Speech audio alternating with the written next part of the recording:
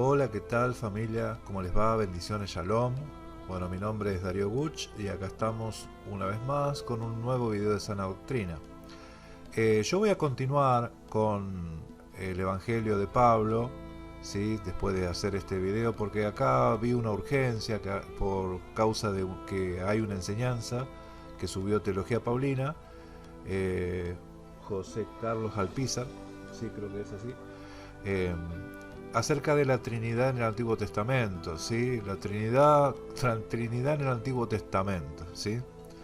Eh, Obviamente en las Escrituras ya les digo que no hay sustento bíblico de ninguna forma, de ninguna manera, para sostener la Trinidad en el Antiguo Testamento. Es más, todo lo contrario. En el Antiguo Testamento la idea de las Escrituras es que hay un solo Dios, no hay otro, no hay forma, no hay otro fuera de él. Si no conozco ninguno, dice Yahweh. Así que el pensar que son dos o tres, ya eso ya corre por cuenta de teología, ¿sí? De un pensamiento teológico. Y los pensamientos teológicos surgen a partir de las interpretaciones de las escrituras, ¿sí? Y las interpretaciones de las escrituras, ¿por qué hay tanta variedad? ¿Por qué hay tantas diferencias? Bueno, porque algunos toman de forma literal lo alegórico y alegórico lo literal, ¿sí? Entonces hay quienes no están entendiendo el lenguaje bíblico y terminan eh, edificando una estructura, una idea, una religión que no cuadra con los textos, ¿sí? No cuadra con los textos. Así que vamos a escuchar lo que dice este señor, José Carlos Alpizar.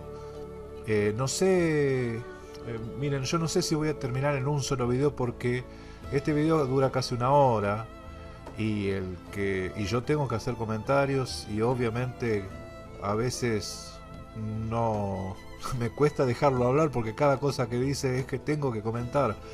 Pero bueno, vamos a ver hasta dónde llegamos en el día de hoy y si hay oportunidad de hacer otro video más o con uno solo ya es suficiente. Vamos a escuchar entonces Teología Paulina, ¿sí? Acerca de la Trinidad en el Antiguo Testamento y qué es lo que dice. Dios les bendiga, queridos hermanos de Teología Paulina. Hoy vamos a estar tocando un tema bastante interesante que tiene que ver con la Trinidad en el Antiguo Testamento. Es muy interesante que la Trinidad es una doctrina que ha sido muy atacada desde el punto de vista de tratar de atribuírsela al paganismo, decir que no es más que un cuento católico que el catolicismo heredó del paganismo. Por supuesto que no es así, por eso la enseñanza del día de hoy se llama la Trinidad en el Antiguo Testamento. Hoy vamos a estar hablando de por qué la Trinidad es bíblica y perfectamente puede superar la prueba estudiándose desde el Antiguo Testamento.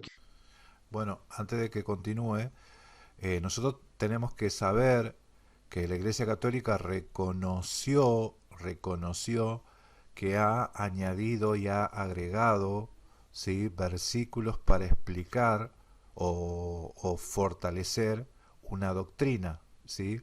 Ese es el caso, por ejemplo, en Mateo 28:19, ¿sí? Primera de Juan 5:7. Entonces, son eh, versículos, o mejor dicho, son comentarios que originalmente eran comentarios que estaban en las escrituras, que uno cuando leía de repente encontraba entre comas, ¿sí?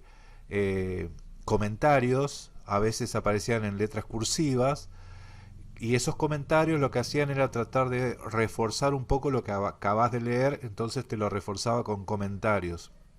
Eh, Posteriormente no empezó a haber diferencia entre comentario y el texto, o sea, directamente ese texto, los comentarios pasaron a ser parte del texto y llegamos a tener la Biblia que tenemos ahora. La Biblia Reina Valera es la que da más evidencia de eso. Cuando usted la compara con los textos más antiguos, ¿sí? Con los textos en griego, se da cuenta que tiene muchas añadiduras, ¿sí? Tiene muchísimas añadiduras. Y así también la Biblia católica, ¿sí? Y hay muchos textos que están añadidos, textos que tienen añadiduras. Y bueno, y esas añadiduras corresponden a la teología católica, y la teología católica, muchas de las añadiduras que le puso a las escrituras es para fundamentar y fortalecer la teología de la Trinidad, ¿sí? Bueno, sigamos escuchando. Muy bien, antes de defender toda esta doctrina desde el Antiguo Testamento, yo quiero que por favor vayan conmigo a Juan capítulo 8, versículo 17. Solamente voy a mencionar dos pasajes del Nuevo que son claros en cuanto a un asunto, y es que también tenemos a los herederos del sabelialismo, que es una herejía antigua del siglo III con respecto a la Trinidad, que lo que nos intentan decir es que el Padre, el Hijo y el Espíritu Santo son la misma persona. Esto no es verdad. Bueno, acá vamos a ver los herederos del saberianismo, dice, ¿no? Eh, Muchas de las cosas que se mencionan o se llamen herejías, nosotros tenemos que entender desde qué punto de vista se llaman herejías. Herejías de según quién, ¿sí? ¿Por qué digo esto? Porque una cosa es decir esto es una herejía según las escrituras, y otra cosa es decir esto es una herejía según la iglesia, ¿sí? Porque en las escrituras lo que predicaba el apóstol Pablo para los judíos era herejía, lo que predicaba Mashiach para los judíos era herejía, ¿sí? Entonces, cuando uno escuche hablar o utilice la palabra herejía, tiene que especificar el herejía según qué, según quién, ¿sí? Escuchemos un poco más. O sea, que no niegan que Jesús sea Dios, que el Padre sea Dios y que el Espíritu Santo sea Dios, pero enseñan que los tres son la misma persona, es decir, enseñan que Dios es unipersonal, lo cual es una completa herejía. La iglesia nunca pensó así. Claro, claro, ven, la iglesia nunca pensó así. La iglesia nunca pensó así. Hay una iglesia diseño humano y hay una iglesia diseño divino. La iglesia diseño humano está edificada con fundamentos de hombres, doctrinas de hombre, ¿sí? Esa también se llama iglesia. Y la iglesia se ha tomado autoridades para eh, crear doctrinas y dogmas de fe, ¿no? Entonces, está bien lo que dice, son herejías según la iglesia. ¿Qué iglesia? A la que él sigue, ¿sí? Pero no herejías según las escrituras. Y ahí ya está buena la diferencia, hacer esa diferencia, ¿no? Esa distinción. Sigamos escuchando. Este pensamiento empezó a surgir desde el siglo III, cuando nacieron las herejías en contra de la Trinidad. Otra herejía fue el arrianismo, que los herederos son los testigos de Jehová, que empezaron a enseñar que Jesús había sido creado, que Jesús era, por decirlo así, un Dios inferior al Padre. Y obviamente los herederos del sabelialismo, de esta herejía del unitarismo, pues los herederos son los unitarios, la iglesia unitaria, pentecostal, son los herederos de esta herejía, y por supuesto que también los judaizantes son los herederos de esta herejía. Pero bueno, Bueno, yo tengo entendido que Isaías y Jeremías no se escribieron en el siglo III. Yo tengo entendido que Isaías se escribió bastante antes, y no sé si no de los libros más antiguos, el libro de Isaías. Y para Isaías no había ni dos ni tres. Para Isaías había uno solo, un único, no hay otro, quiere decir que no hay dos. Eh, Esto está bueno enfocar el asunto, es que a comentarios que hace hay que hacer comentarios respondiendo. Pero bueno, yo espero que toque los versículos o lo que va a enseñar y vamos hablando, ¿sí? Vamos respondiendo. vean lo que dice la Biblia en Juan capítulo 8, versículo 17. Porque qué interesante que nosotros vamos a encontrar en muchos pasajes, por ejemplo, en los que Jesús dice, yo y el Padre somos uno, ¿verdad?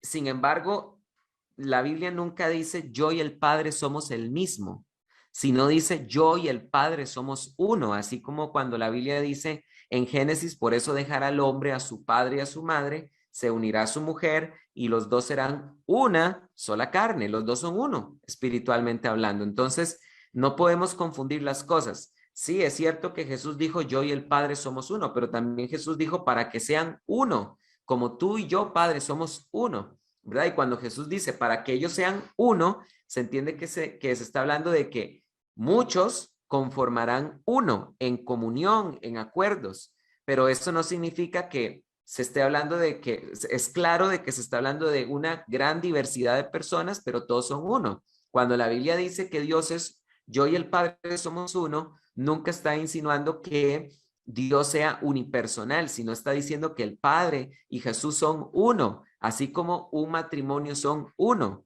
¿ok? O así como el Señor oró para que nosotros como iglesia seamos uno. No se está diciendo nunca nada a favor del unitarismo.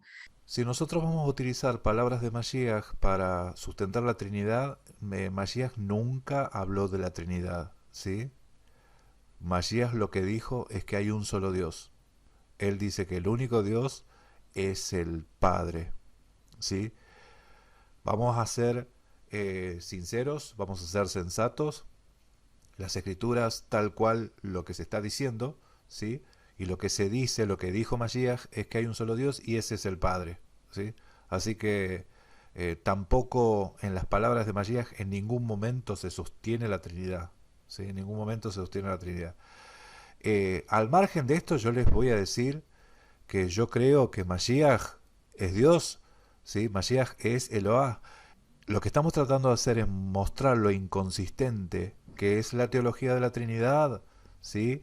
La teología de la Trinidad, lo inconsistente que es, y acá se estaba por mencionar el Antiguo Testamento, bueno, arrancó primero por el Nuevo Testamento, a ver qué es lo que dice.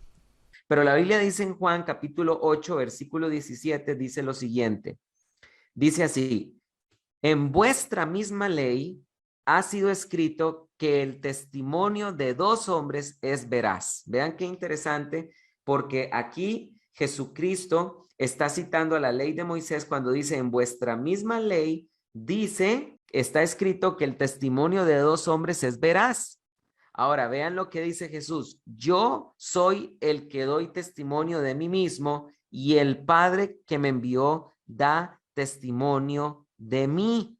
Entonces, vean ustedes que Jesús estaba confirmando de que efectivamente la ley decía la verdad, el testimonio de dos es veraz. Entonces, Jesús, apelando a este pasaje, Jesucristo dijo lo siguiente, vuestra ley dice que el testimonio de uno nada vale, pero que el testimonio de dos es veraz. Pues bueno, aquí están los dos. Yo doy testimonio de mí mismo, aquí está la primera persona y el Padre da testimonio de mí. Ahí está el testimonio de la segunda persona. Interesante, el testimonio de dos hombres. Acuérdese, el testimonio de dos hombres es veraz, ¿sí? De dos seres humanos, el testimonio de dos hombres, ¿sí? ¿Qué dice la Escritura? ¿Que el Padre es hombre? ¿Que Yahweh es hombre? La Escritura dice que Él no es hombre para que mienta, ni hijo de hombre para que se arrepienta. Él no es hombre, ¿sí? Pero sin embargo acá dice Mashiach, citando el Tanaj, ¿sí? Citando la Torah, que el testimonio de dos hombres es verdadero. ¿Por qué lo dice así Mashiach? Ahora lo vamos a entender. Escuchen, ¿eh? Si el unitarismo fuera cierto, si Jesús y el Padre fueran la misma persona, entonces esta ley jamás se cumpliría y el testimonio de Jesucristo realmente no hubiera cumplido con esto que decía la ley de que el testimonio de dos. El testimonio de dos hombres. El testimonio de dos hombres, dice la ley. Bien, a ver, sigamos escuchando un poquito más que ahora les voy a decir dónde está el testimonio de dos hombres. Tienen que el testimonio de dos en la ley sería veraz. ¿Por qué? Porque la Biblia es clara en el hecho de que aquí se está haciendo una distinción entre el Padre y entre el Hijo. Pero también podemos encontrarlo en Apocalipsis capítulo 6, versículo 17. Bueno, antes de que vaya a capítulo 6, Apocalipsis 6, ¿dónde da el testimonio el Padre de Mashiach? ¿Sí? ¿Dónde da el testimonio el Padre acerca del Hijo? Y desde ya les estoy diciendo que cuando habla del Padre y el Hijo, está hablando de alegorías, alegorías. ¿Dónde es que se narra que el Padre da testimonio de Mashiach? ¿Sí? ¿O dónde está el testimonio de dos hombres? Porque les digo que yo Yo soy partidario de que los versículos tienen que estar en el contexto, ¿sí? Y a veces el contexto no es el párrafo, sino toda la carta o todo el libro. En el Evangelio de Juan ya venía hablando de los dos hombres. Según la ley, hay el testimonio de dos hombres. Esto lo mencionó frente a los fariseos un par de capítulos antes, en el capítulo 5. En el capítulo 5 nosotros leemos en el versículo 5:31, dice, si yo doy testimonio acerca de mí mismo, mi testimonio no es verdadero, ¿sí? O sea, no es conforme a la Torá. Otro es el que da testimonio acerca de mí, y sé que el testimonio que da de mí es verdadero, ¿sí? Vosotros enviasteis mensajeros a Juan, ahí está el otro hombre, ahí está el otro hombre, y él dio testimonio de la verdad. Ahí está el otro hombre para que se cumpla la Torá. Amén. Dice versículo 34, pero yo no recibo testimonio de hombre alguno, mas digo esto para que vosotros seáis salvos. Es que los fariseos prestaban muchísima atención también a esas cosas, ¿sí? Eran muy minuciosos con el tema de la ley, tal es así que agregaron algunas cosas y sin querer quebrantaron, ¿no? También. En el versículo 37 también menciona el testimonio del Padre. ¿Cómo? ¿Cómo da testimonio el Padre? Bueno, también el Padre que me envió ha dado testimonio de mí. Dice, nunca habéis oído su voz, ni habéis visto su aspecto. Ah, entonces, ¿cómo fue que dio testimonio? Dice, ni tenéis la palabra morando en vosotros, porque a quien Él envió vosotros no le creéis. Escudriñad las escrituras, dice, porque a vosotros os parece que en ellas tenéis la vida eterna, y ellas son las que dan testimonio de mí. Entonces, ¿cómo daba testimonio el Padre? El Padre daba testimonio a través de las Escrituras. Amén. Y si conforme a la Torá y las Escrituras se decía que el testimonio de dos hombres era verdadero, ¿sí? Testimonio de dos o más era verdadero, entonces estaba Mashiach y estaba Juan el Bautista. Entonces, esta charla es la que es la que se continúa hablando en los evangelios, ¿sí? Esto es lo que se continúa hablando y cuando llegamos al versículo 8, ¿sí? Se retoman otra vez este tema, ¿sí? Así que, hermanos, lo fundamental que es no sacar los versículos de contexto, ¿sí? Porque acá lo que nosotros veíamos que Alpizar a cada rato decía el testimonio de dos, el testimonio de dos. ¿De dos qué? De dos hombres. Y no quería decir de dos hombres porque si no estaría diciendo que el padre también era hombre. Y ahí entra en problema con las escrituras. Entonces entendamos que según la Torá, en la ley de vosotros está el testimonio de dos hombres. Bueno, es lo que estaban mencionando en el capítulo 5, ¿sí? Y que el Padre daba testimonio de él, es lo que estaban mencionando en el capítulo 5. ¿De qué forma? A través de las escrituras, a través de la ley y los profetas. Así que bueno es entender estas cosas. Continuemos. Y ya después de aquí nos vamos a ir al Antiguo Testamento para profundizar en la enseñanza del día de hoy. En Apocalipsis capítulo 6, versículo 17, para que ustedes no hagan caso a los judaizantes con sus grandiosas teorías de conspiración, ¿verdad? Ellos deberían trabajar con Dan Brown, ¿verdad? Para hacer películas de conspiración. No les crean de que esto es un cuento católico porque está en la Biblia, créanle a la Biblia mejor. Y hablando de películas de ciencia ficción, hay una muy buena de Nicolas Cage, que es Dejados Atrás, ¿sí? Que cuentan de la teología dispensacionalista, porque alguien entendió que era un muy buen cuento de ciencia ficción y hizo una película. Nicolas Cage, El rapto secreto de la iglesia, Dejados Atrás, está muy buena, ¿eh? Porque vean lo que dice la Biblia en en Apocalipsis capítulo 6, versículo 17, dice, porque el gran día de la ira de ellos ha llegado y ¿quién puede sostenerse en pie?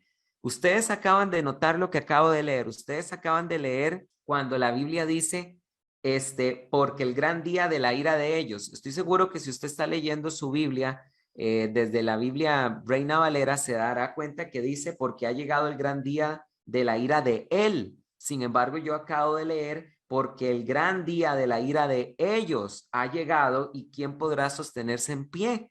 Pues bueno, para que lo apuntes, son los manuscritos minúsculos, son solo los manuscritos minúsculos tardíos los que registran en esta porción en el griego la palabra autu, que se traduce de él. Solo los minúsculos tardíos registran el autu, porque los manuscritos más antiguos registran ellos. Vean ustedes qué interesante. La Biblia dice, porque ha llegado el gran día de la ira de ellos, y quién podrá sostenerse en pie. Entonces está claro que si la ira es de ellos, y Jesucristo dijo, el testimonio de dos es veraz, yo doy testimonio de mí mismo y el Padre da testimonio de mí, aquí están los dos, queda claro que el unitarismo queda completamente desmentido.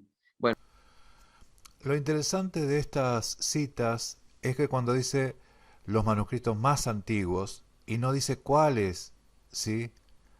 Los manuscritos más antiguos dicen ellos, pero no dice cuáles. ¿Qué manuscritos? ¿Sí? ¿Qué manuscritos dice?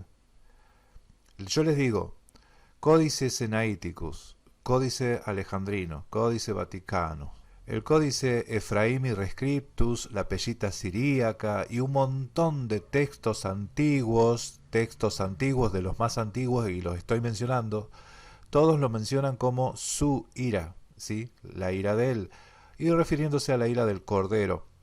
Esto cuadra con el Tanaj, porque las escrituras tienen una armonía. El Nuevo Testamento está fundamentado y cimentado en el Antiguo Testamento, por eso es que los apóstoles a cada rato decían, porque escrito está, porque qué dice la Escritura. Los evangelios dicen, para que se cumpliese lo que está escrito, ¿sí? Porque la profecía decía tal cosa. Entonces, el fundamento del Nuevo Testamento, ¿sí? Llámese Nuevo Testamento, el Brit Hadashah, está cimentado en el Antiguo Testamento, y en el Antiguo Testamento habla de la ira del Todopoderoso, el Todopoderoso.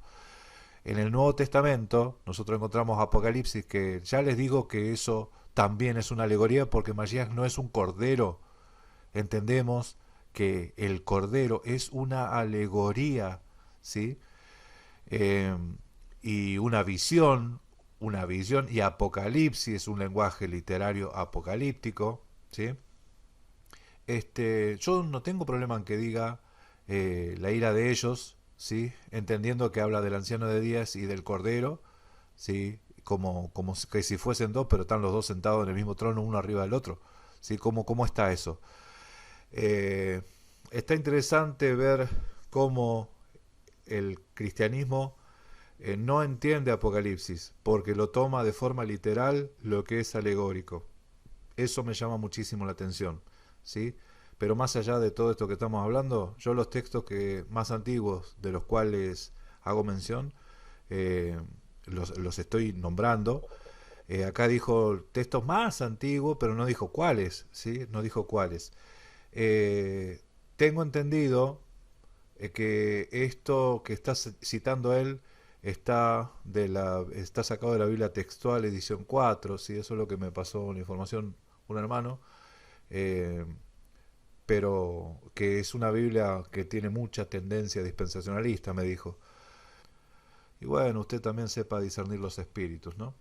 A ver, sigamos escuchando un poco más. una vez haciendo eso, voy a demostrar que no es verdad que la Trinidad es una idea que existe del paganismo, porque aunque es verdad que en el paganismo existían ideas de un solo Dios, no crean que solo los hebreos creyeron en un solo Dios, también tenemos registros de un faraón que creía en un solo Dios.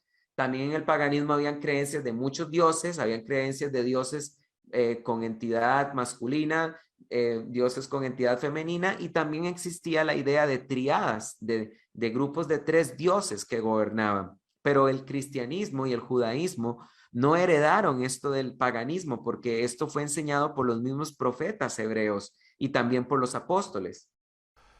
Vamos a leer un poco a ver qué es lo que decían los apóstoles acerca de la Trinidad o acerca de la divinidad, ¿sí? ¿Cuántos dioses hay? Gálatas 3:20. Ahora bien, dice, un mediador no es de una sola parte, ya que Dios es uno solo, ya que Dios es uno solo, pero Dios es uno solo, la versión que usted tenga, Dios es uno solo. Primera de Timoteo 2:5 dice, porque hay un solo Dios, también un solo mediador entre Dios y los hombres, Mashiach, ¿sí? ¿Cuántos dioses hay? Según Primera de Timoteo 2:5, ¿cuántos dioses hay? Primera de Corintios 8:4, por tanto, en cuanto a comer de los sacrificados a los ídolos, sabemos que un ídolo no es nada en el mundo y que no hay sino un solo Dios, esto lo dijo Pablo, ¿sí? El que predica teología paulina no puede creer en la Trinidad. Santiago 2:9, dijo, ¿tú crees que Dios es uno? Haces bien, también los demonios creen y tiemblan, ¿sí? Sigamos con las palabras de Pablo en Efesios 4:6. Un solo Dios y Padre de todos. Hay un solo Dios y Padre de todos, que está sobre todos, por todos y en todos. Primera de Corintios 8:6. Sin embargo, para nosotros hay un solo Dios. Eso lo está diciendo Pablo, ¿eh? Para nosotros, hermanos, hay un solo Dios, el Padre, de quien proceden todas las cosas, y nosotros somos para Él. Y un solo Señor, Jesucristo, por quien son todas las cosas y por medio del cual existimos nosotros. ¿Ven que las palabras de los apóstoles no sostienen una Trinidad? Las palabras de los apóstoles no sostienen una Trinidad. Uno solo es el dador de la ley, uno solo es el que te puede salvar y perder. Hay uno solo. Así que, hermanos, los apóstoles ya vimos que los profetas enseñaban que hay un solo Dios, ¿sí? Job 23:13, pero Él es único, ¿sí? Él es único. Yahweh es único. Dios es único. Los apóstoles enseñaban lo mismo que los profetas. ¿Y qué enseñaban los profetas? Que Dios es uno, que no hay otro fuera de Él. ¿Sí? Eso mismo enseñaban los apóstoles. Eso mismo enseñaba el apóstol Pablo. Eso mismo enseñaba Mashiach. No hay más que uno. ¿Sí? Vamos a darnos cuenta que la Trinidad no es un cuento católico. La Trinidad no es algo que la Iglesia Católica le copió al paganismo romano.